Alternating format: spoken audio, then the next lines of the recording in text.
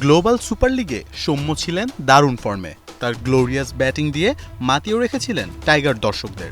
Man of the ম্যাচের সাথে হয়েছেন প্লেয়ার অব দ্য টুর্নামেন্ট। 5 ম্যাচে 47 এভারেজে করেছিলেন 188 রান।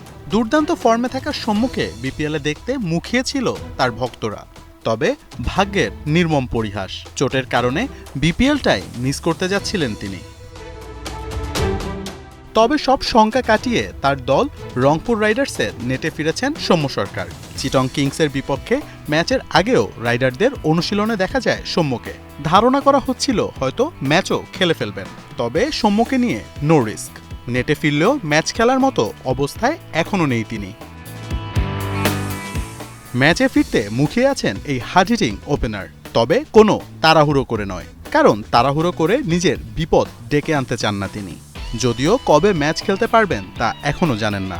জিম এবং নেট সেশনেই তৈরি করছেন নিজেকে। নেটে ফিরতে পেরে খুশি সৌম্য। সবচেয়ে ভালো লেগেছে যে মাঠে আসতে পেরেছি, মাঠে এসে অনুশীলন করেছি, এটা খুবই ভালো। আজকে দ্বিতীয় তৃতীয় দিন ব্যাটিং করলাম, আস্তে আস্তে উন্নতির দিকে যাচ্ছে। যেহেতু আমরা ক্রিকেটার, সবসময় ভালো লাগে মাঠে আসতে, কাজ করতে। সৌম্য শুধু একজন ব্যাটারই নন, একজন অলরাউন্ডারও বটে। তার মিডিয়াম পেসটা ব্রেক থ্রু এনে দেওয়ার জন্য দারুণ কার্যকরী। তাছাড়া ফিল্ডিংয়েও টাইগারদের ওয়ান অব দ্য বেস্ট তিনি। ব্যাটিং ছাড়া বোলিং এবং ফিল্ডিং নিয়েও নিজের ভাবনার কথা জানিয়েছেন এই ওপেনার।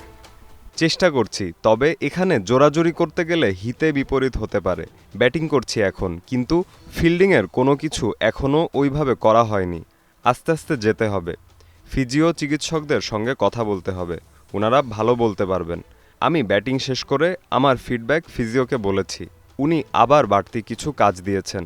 এরকমভাবেই চলছে, চেষ্টা যত দ্রুত সম্ভব ফিরতে। আসন্ন চ্যাম্পিয়ন্স ট্রফিতে টাইগারদের টপ অর্ডারের ভরসা সৌম্য সরকার। গ্লোবাল সুপার লিগে সৌম্য নিজের যে দানবীয় ফর্ম ধরে রেখেছিলেন সেটা চোটের পর থাকবে কিনা তা বড় প্রশ্ন। তবে আশার ভেলা এখনই ডুবতে দিতে নারাজ সরকার। চেষ্টা করব যেখানে শেষ করেছি সেখান থেকেই শুরু করার। যদিও কাজটা কঠিন, যেহেতু চোটে ছিলাম, আবার কাজ করে ফিরতে হবে। তবে চেষ্টা করব যে ফর্মে ছিলাম ওখান থেকে আবার শুরু করতে। হয়তো রংপুর ফাইনাল খেললে একাদশে দেখা যাবে সৌম্য সরকারকে। নিজের চেনা রূপেই ফিরবেন সরকার, নাকি চোটের কারণে হারিয়ে যাবেন, তাই এখন দেখার বিষয়। মোহাম্মদ আদনান, ৭১।